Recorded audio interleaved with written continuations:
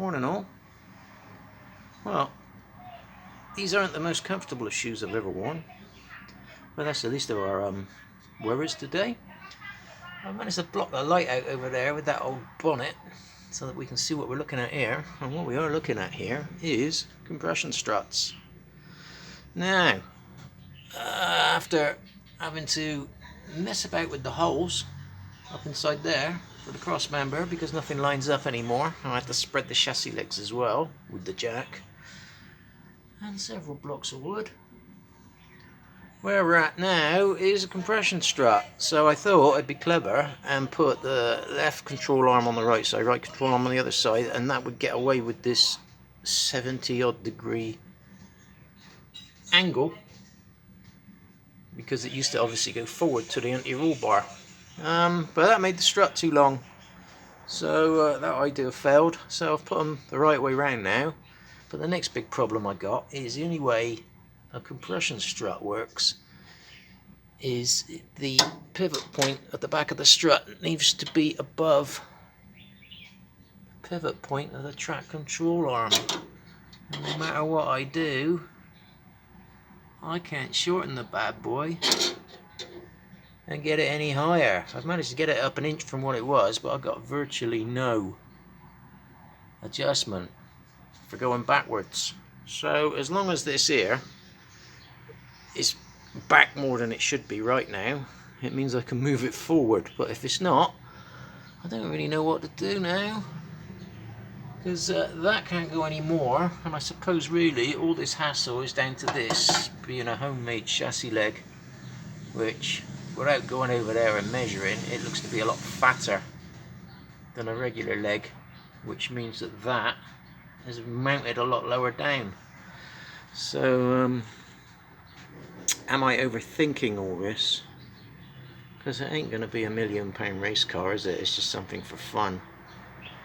Talking of fun, did you remember, if you've been watching all the way through, I told you the bottom of this chassis leg was yeah, well, see that lot there, that's all horizontal,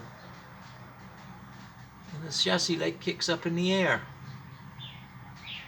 So we just put that on the list of things to think happy thoughts about, because it's still January. Happy thoughts, positive thoughts, positive, happy thoughts.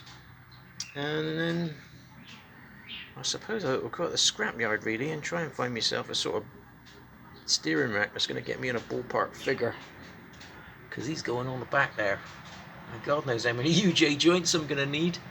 So I'm going to need a few to get it up into the car. Talking of which, if you have a look, let's pause you. Whatever kind of steering we're going to have, it's got to try and find its way through there somewhere. But the problem with that is I've got the exhaust right here and the bellows in right there. So somewhere in this little point here, we're going to have to have a steering tube. It's going to be a right affair. I reckon I might have to put like 2 or 3 different tubes with all the relevant UJs on it to get in there. Yeah. So, this is today's conundrum. Oh, no, see that chassis rail is not even square anyway. Look at the gap down the back. Can you see? Because I can't. I'm just going to use the camera to look in there. Yeah, look at that. It's nowhere near the bloody chassis leg, so the chassis leg's not made at 90 degrees anyway. Ah, dear, dear, dear, dear, dear, why do I get on?